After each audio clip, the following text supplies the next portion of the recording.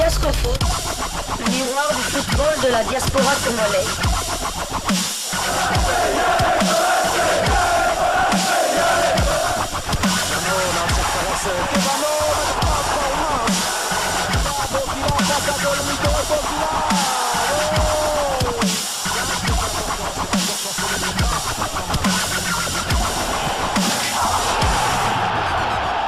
Diascofoot, le miroir du football de la diaspora congolaise. S'installer très confortablement sur le sable fin de San Pedro, près du Liberia, dans l'ouest ivoirien, les doigts de pied en éventail. Eux sont loin d'être en vacances, en revanche, ce sont mes compères qui vont décrypter avec moi ce groupe F. Bonjour Patrick Hugard. Bonjour Martin, bonjour à toutes et à tous. Le dernier groupe, dernier petit effort aussi pour Nabil Djellit. Bonjour Nabil. Bonjour Martin, bonjour à tous. Alors le Maroc, la RDC, la Zambie, la Tanzanie s'installent dans le Grand Ouest. On va commencer par l'un des grands favoris de cette compétition. On va commencer par les Lions de l'Atlas, prêts à gravir des montagnes qui courent après la CAN depuis 1976. C'était dans les montagnes aussi en Éthiopie. Est-ce que c'est votre grand favori, messieurs? Patrick Hugard, je commence par vous. C'est un de mes 2 ou 3 grands favoris, oui, sans aucun doute. Nabil Djellit, c'est le grand favori, le Maroc, le number one, peut-être au niveau du Sénégal, de la Côte d'Ivoire? Alors les Marocains n'en veulent absolument pas de ce statut de grand favori, mais quand vous êtes demi-finaliste d'une Coupe du Monde, quand vous avez battu, éliminé du moins l'Espagne, le Portugal, la Belgique, que vous avez croisé la Croatie, notamment en poule, que vous avez battu le Canada, si vous n'êtes pas favori sur le continent africain, je ne sais pas comment on peut appeler ça. Donc évidemment, c'est le grand favori avec pour moi le Sénégal et la Côte d'Ivoire. C'est une équipe qui a souvent déçu en Coupe d'Afrique des Nations. La dernière énorme performance pour moi, entre guillemets, ou grosse perf, c'était en 2004 avec une finale contre la Tunisie perdue 2-1. Un énorme regret. À ce moment-là, c'était une génération qui était montante et on pensait que ce Maroc-là allait s'installer sur le toit du continent à un moment ou à un autre. Ça n'est absolument pas le cas. C'est une équipe qui a souvent déçu en Afrique. Là, elle ne peut pas se cacher. Elle est complète à tous les niveaux. Elle a un entraîneur charismatique, un guide qui est Walid Regragui, qui est presque la star de cette équipe, avec des joueurs comme Ziyech, Hakimi, Mazraoui qui joue dans des top clubs européens. Et elle a été sa chance, je pense, moi, c'est ce qu'a dit en tout cas en privé Walid Regragui, j'en ai eu l'écho, c'est qu'elle a pris des bonnes piqûres de rappel après la Coupe du Monde. Alors il y a eu les matchs de gala face aux équipes sud-américaines, la victoire face au Brésil, mais il y a eu aussi la défaite au mois de juin contre l'Afrique du Sud. Il y a eu aussi un match nul face au Cap-Vert. Et puis plus récemment, ils ont été malmenés. Alors le résultat, lui, est plutôt positif parce que vous faites match nul en Côte d'Ivoire, mais bon, très bousculé. Donc ils ont été rattrapés par la patrouille et par le fait qu'il faut qu'ils changent de logiciel et qu'ils se mettent en mode africain. Vous parliez tout à l'heure de cette finale 2004, ça remonte déjà un petit peu. C'est une belle passe décisive puisqu'on va écouter désormais un de ceux qui a touché du bout des doigts le rêve de remporter une CAN. Il était finaliste justement en Tunisie en 2004. Il est dans Podcan et nous a laissé un petit message. Bonjour RFI, c'est Abdeslam Ouadou, ancien international marocain, finaliste de la CAN 2004 et sélectionné parmi l'équipe type de cette édition. Un mot sur les Lions de l'Atlas qui sont sous le feu des projecteurs en ce moment.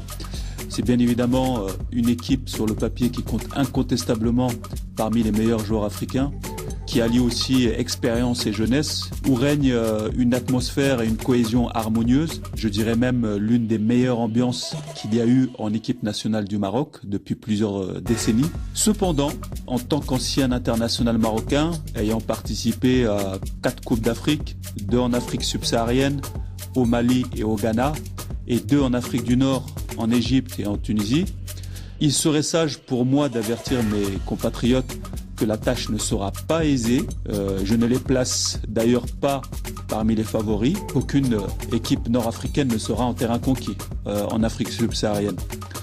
On le sait. Mais néanmoins, il pourrait espérer aller glaner cette 2e étoile.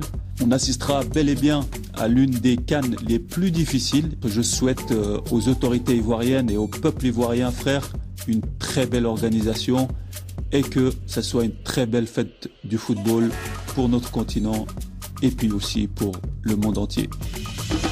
On l'attend à la fête. En tout cas, le Maroc en Côte d'Ivoire. Voilà ce que nous dit Abdeslam Ouadou, qui est en train de lui désormais au Bénin. Il nous dit que le Maroc est pas favori, hein, parce que vous nous disiez aussi, Nabil. Voilà, en fait, les Marocains qui rejettent en tout cas cette étiquette, il nous dit que c'est à cause du climat, à cause des terrains, et qui favorise parfois le combat physique, selon Abdeslam Ouadou, un combat qu'ont souvent perdu les Lions de l'Atlas. Qu'est-ce que vous en pensez en tout cas de cette... Il y a du vrai, mais il faut quand même pondérer. C'est vrai que pour les Nord-Africains, dont les ossatures sont souvent des joueurs qui ont vécu d'Européens, c'est vrai que parfois il y a un manque de maîtrise, on va dire, de certains paramètres, mais je pense que c'est aussi une fausse excuse aujourd'hui.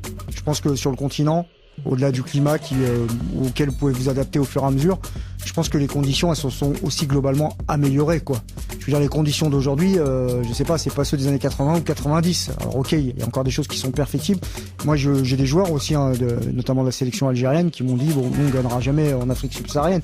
Je pense qu'il faut aussi, vous parliez tout à l'heure de plafond de verre. Je pense aussi que pour eux, il s'agit maintenant, et pour le Maroc particulièrement, puisque plus que l'Algérie finalement et la Tunisie, puisque la Tunisie a gagné une CAN en 2004, l'Algérie en 2019, en 1990. L'attente, elle est très importante pour le peuple marocain. Ouais, 50 ans. Hein. Ouais, ils ont fait sauter un plafond de verre à la Coupe du Monde en arrivant en demi-finale. Et ben c'est le moment aussi de faire sauter un plafond de verre en allant gagner à l'extérieur, en Afrique, une Coupe d'Afrique des Nations. Abdeslam Ouadou qui parle aussi de l'excellente ambiance qui règne, en tout cas au sein des Lions de l'Atlas. Visiblement, c'est quasiment du jamais vu que ce soit une aussi bonne ambiance. C'est un groupe soudé, un groupe habité oui, et puis c'est un groupe complet, c'est-à-dire qu'il n'y a plus le problème Ziyech qui pourrissait un peu la vie du groupe sous le mandat de Vahid Halilhodžić. Là, tout le monde est là. Je suis un petit peu plus optimiste que Abdeslam Ouadou parce qu'il faut rappeler que lors de la précédente CAN, sous la coupe de Vahid Halilhodžić, le Maroc fait un bon parcours et n'est pas loin de se qualifier pour les demi-finales. Il mène contre l'Égypte et il se fait un peu renverser en étant trop défensif, en défendant trop. Avec un Mo Salah incroyable. Ce but, cet unique but. Peut-être qu'avec Regragui, avec des principes un peu plus hardis que ceux de Halilhodžić, ils auraient fait mieux, ils seraient passés. Donc, parce que rappelons aussi que Regragui, il n'a pas chamboulé l'équipe de Vahid, hein. Contrairement à Rigobert Song au Cameroun, il a repris plus ou moins la même en ajoutant Ziyech. Il y a l'entrée de Mazraoui dans l'équipe à la place de Massina, et ça pour moi c'est peut-être le latéral gauche qui est désormais au Bayern. C'est peut-être le seul doute, le seul manque de cette équipe, c'est qu'en fait les deux latéraux marocains sont des latéraux droits, Hakimi et Mazraoui, dont l'un joue à gauche, et Mazraoui c'est pas le maillon fort de l'équipe quand il joue à gauche. Je préfère encore quand c'est Atia Talla qui joue, et je préférais quand c'était fait une très bonne rentrée. C'était Adam Mazina qui jouait lors de la précédente CAN. Donc, à part cette petite réserve-là, moi je les vois complets à tous les postes. Je les vois aussi dotés de joueurs de banc capables de rentrer et de faire des différences. En-Nesyri, alors c'est pas un joueur qui participe beaucoup au jeu. Mais des buts importants. C'est pas le joueur qui va décrocher et faire des touches de balle, mais il a un jeu de tête et il a une puissance physique qui peut peser sur n'importe quelle défense africaine. Donc pour moi, ils sont vraiment très armés pour aller loin, et même la perte de Boufal a bien été compensée par l'entrée dans cette équipe de Adli.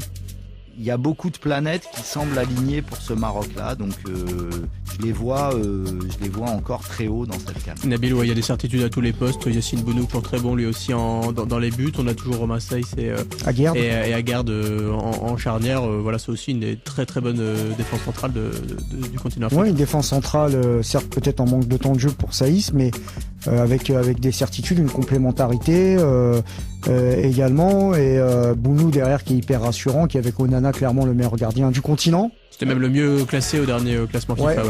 Je crois que c'était 13e si je dis pas. Exactement. Ouais, c'est ça. Et après, il y a quand même un élément qu'il faut prendre en compte. Alors, je pense qu'ils en sont capables.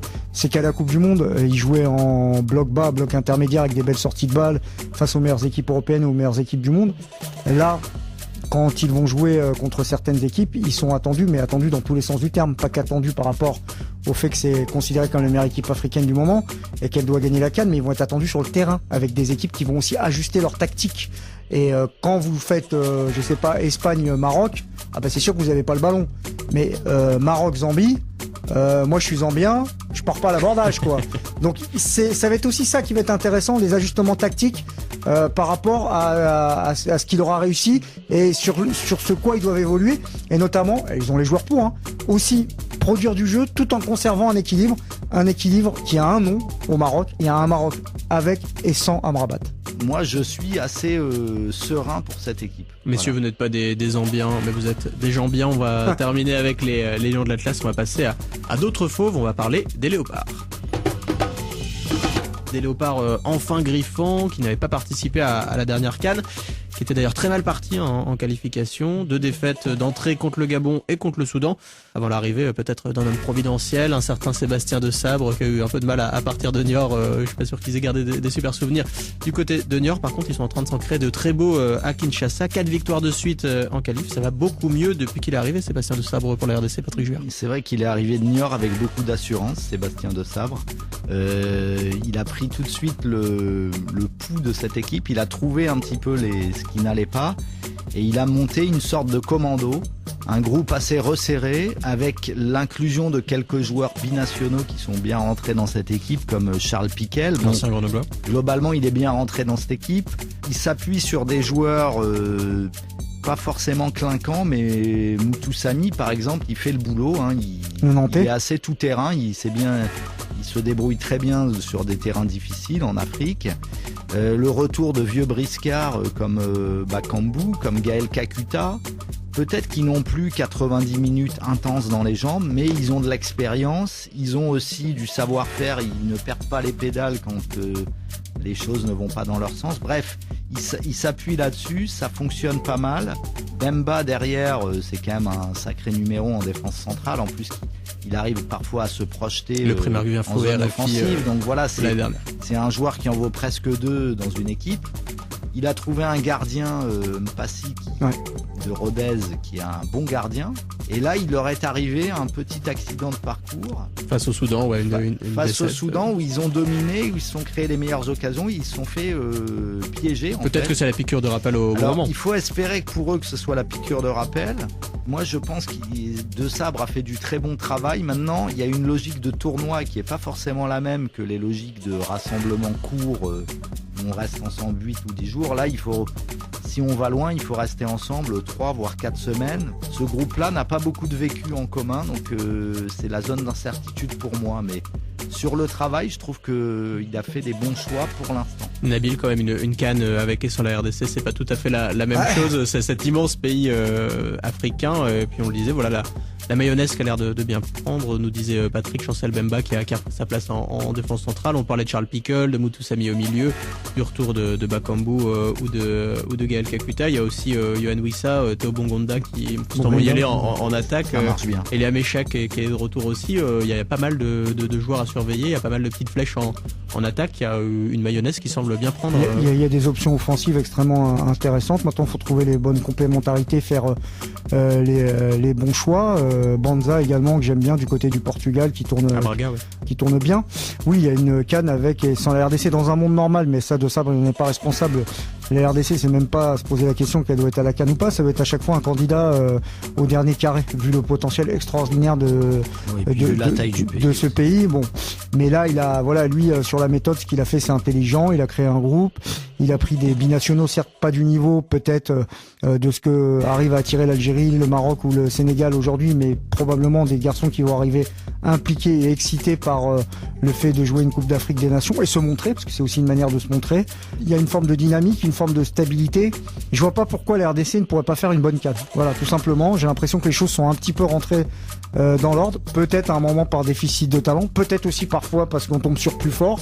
Mais cette RDC, c'est un bon outsider. Il y a un autre problème que De Sabre a su très vite identifier et auquel il s'est adapté, c'est l'arrêt ou le caractère très sporadique du championnat de la Liga Foot, qui est un peu sur courant alternatif. Le déclin aussi d'une équipe comme le TP Mazembe, qui était une grosse fournisseuse Mais c'est vrai que ça s'ouvre un débat en RDC de savoir si on prenait beaucoup de joueurs locaux entre Vita Club. Là, malheureusement, ils n'ont plus beaucoup le choix, vu le caractère chaotique du championnat national. De Sabre a bien été obligé de plutôt taper dans la main d'œuvre expatriée, si je puis dire, et ça lui a bien réussi.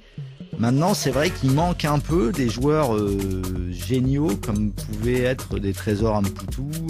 Voilà, De Sabre s'est bien adapté à un contexte difficile, parfois, disons-le, indigne du talent que recèle la RDC dans ses profondeurs. Puis c'est vrai qu'il a mis les mains dans le cambouis, hein. Lui, l'ancien sélectionneur de l'Ouganda, il a fait des déplacements avec les U20, il était au Chad en Algérie. En tout cas, il s'est très concerné sur le foot local. C'est à la fois un sélectionneur et un manager, effectivement. Donc oui, il peut mettre ça à son crédit et on espère qu'ils feront un bon parcours. Il n'y a pas de raison, puisque rappelons qu'avec l'Ouganda, Sébastien De Sabre avait fait d'excellentes performances à la CAN 2019. Donc là, il a plus de matériel en RDC qu'avec en battant l'Ouganda. notamment la RDC 2-0. Absolument. Je suis assez confiant pour la RDC. Il faut surtout que cette défaite un peu idiote contre le Soudan leur serve de piqûre de rappel et qu'elle serve aussi à Sébastien De Sabre pour remobiliser son groupe, pour leur dire que même s'ils ont fait un bon parcours jusque-là, rien n'est acquis et que l'Afrique, c'est parfois un univers impitoyable. C'est vrai que c'est un des seuls faux pas des derniers résultats de cette équipe de RDC qui a aussi battu la Mauritanie 2-0 récemment, toujours dans ses éliminatoires. La RDC qui aura quand même un client en face, j'ai envie de dire, Garo Chipolopoulos, Garo Balle de Cuivre de Zambie. On s'en souvient, champion surprise en 2012 avec un homme avec des chemises blanches, je crois, sur le banc, un certain Hervé Renard. Et repassé, c'est toujours important, parce que ces chemises à lui, elles sont repassées. On les avait un petit peu perdus de vue, hein, quand même, ces Chipolopoulos. Ils n'avaient plus participé à la CAN depuis 2015, si je dis pas de bêtises. Ouais, exact. Ils ont récupéré Avram Grant. On l'a un peu perdu de vue aussi sur le banc, l'ancien de Chelsea, l'ancien du Ghana.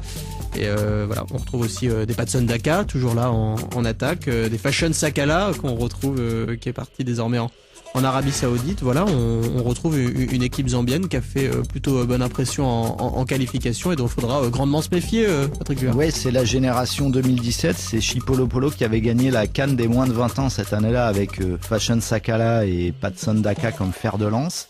Et il confirme enfin. En club, c'est assez difficile pour Patson Daka qui était à Leicester. Le club est descendu et il ne joue plus. Il était question qu'il parte à Monaco, ça ne s'est pas fait. Bref, il manque de temps de jeu et pour ce joueur, la sélection est une vraie planche de salut, un moment d'épanouissement dans un temps difficile de sa carrière et la Zambie en profite bien. Il est le deuxième meilleur buteur des éliminatoires CAN derrière l'intouchable Osimhen, hein, donc c'est pas rien, c'est une belle performance.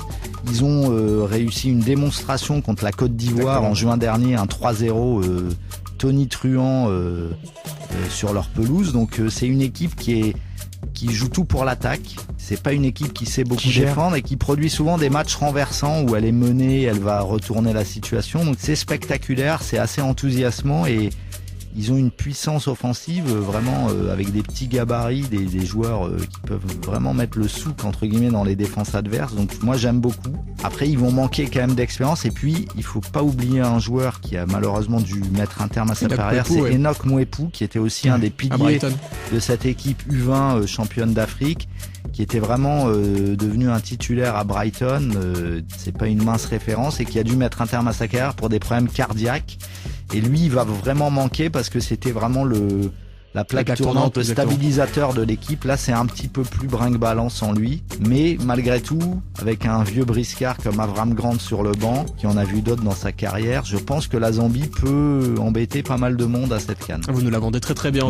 Après, je vous la survends peut-être un peu. Spécial Zambie. Voilà. Nabil, pour tempérer un petit peu l'enthousiasme de Patrick Vuillard, on parlait de cette magnifique victoire 3-0 à Lusaka contre la Côte d'Ivoire. Il reste aussi sur une défaite contre le Niger en qualification pour la Coupe du Monde. Voilà ce que disait Nabil, tout feu, tout flamme.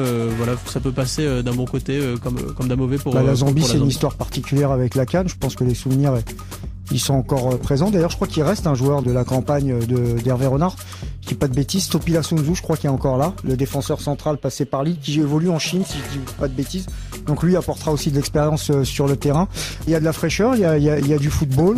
Alors ouais, ça va manquer parfois de talent, de qualité, parfois peut-être de naïveté tactique, mais dans cette poule, ils peuvent largement sortir. Et moi, je pense que la RDC, s'ils se concentrent exclusivement sur le Maroc, c'est ce qui peut. C'est peut-être la Zambie leur adversaire. Je pense qu'il ferait mieux d'être concentré en grande partie aussi sur la Zambie. C'est un derby. Indirectement. Ouais, c'est un derby. Donc voilà. Après, Patson Daka, il est extrêmement efficace en sélection. Je crois que c'est une quinzaine de buts Il y a Fashion Sakala qui est là, il y a Sun Tzu également. Il y a Lamek Banda aussi, l'ailier gauche de Lecce, qui est titulaire à Lecce en Serie A, qui est un bon petit joueur insinuant. Donc écoutez Podcast, vous allez découvrir des joueurs que vous ne découvrirez absolument nulle part. Non, mais moi, la Zambie, c'est une bonne équipe. Moi, que je vois se qualifier dans cette poule. Et ben voilà, le petit parti pris de Nabil Djelit. Messieurs, on va terminer par la Tanzanie. Alors, une idée du surnom des Tanzaniens? Les Taifa Stars.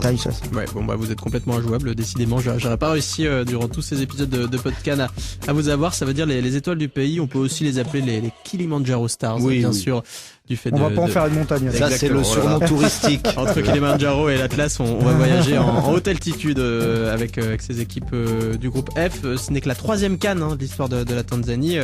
On va dire qu'ils sont surtout là pour préparer 2027. Ça va être une CAN intéressante pour eux. Ils seront qualifiés d'office. Exactement, avec le Kenya et l'Ouganda. Si on regarde dans le rétro, une CAN en 1980, une autre en 2019, où ils avaient passé un sale quart d'heure contre les remplaçants algériens, Ounas et Slimani, qui leur a fait vivre un vrai calvaire. Ils n'ont jamais gagné en CAN, un seul nul en 80, 3 défaites en 2019. Ils ont justement pris un entraîneur algérien, Adel Amrouche, un grand connaisseur de l'Afrique de l'Est. Exactement, il avait fait Botswana, Burundi, il a aussi entraîné le Kenya. Qu'est-ce qu'on peut en dire de cette équipe tanzanienne, Patrick Juère? C'est une équipe qui s'appuie en partie sur les clubs forts du championnat tanzanien, qui sont des clubs émergents sur la scène continentale. Young Africans, qui est le club historique, et Simba, qui est un peu le nouveau riche, entre guillemets. Je trouve que c'est une équipe qui, par rapport à 2019, a des stars en phase descendante dans leur carrière. Mbwana Samata n'est plus aussi fort qu'il était lors de ses années à Genk ou au TP Mazembe. Simon Souva également, qui a beaucoup joué au Maroc. Et c'est toujours une équipe un peu naïve, je trouve, qui essaye de jouer, qui a été influencée par beaucoup de techniciens néerlandais, qui ont donné un peu cette identité de jeu au foot tanzanien, mais ça reste pour moi un peu limité par rapport à ce qu'il y a face à eux dans cette poule. Nabil, elle est un peu liée à l'Algérie, cette équipe. Ouais. Voilà, elle s'était rencontrée à la CAN en 2019 et ils se sont retrouvés encore dans la même poule de qualification. Ils ont fini juste derrière et ils ont un entraîneur algérien, Adel Amrouche. Voilà, il y a un petit en filigrane un petit lien avec l'Algérie. Ouais, un lien. Son adjoint également, Yassine Bouali. J'ai eu la chance de rencontrer à Alger au mois de juillet lors d'un reportage. Ouais, il y a un lien comme ça, c'est marrant, avec l'Algérie, comme la Tunisie avec la Guinée équatoriale ou le Mali qui se rencontrent à chaque fois.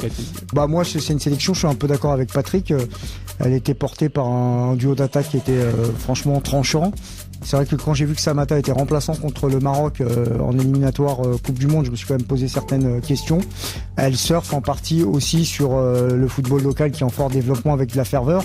Mais dans ce football local, il y a aussi beaucoup d'étrangers qui brillent. Donc, ça laisse des clubs riches qui recrutent. J'en ferai pas une équipe.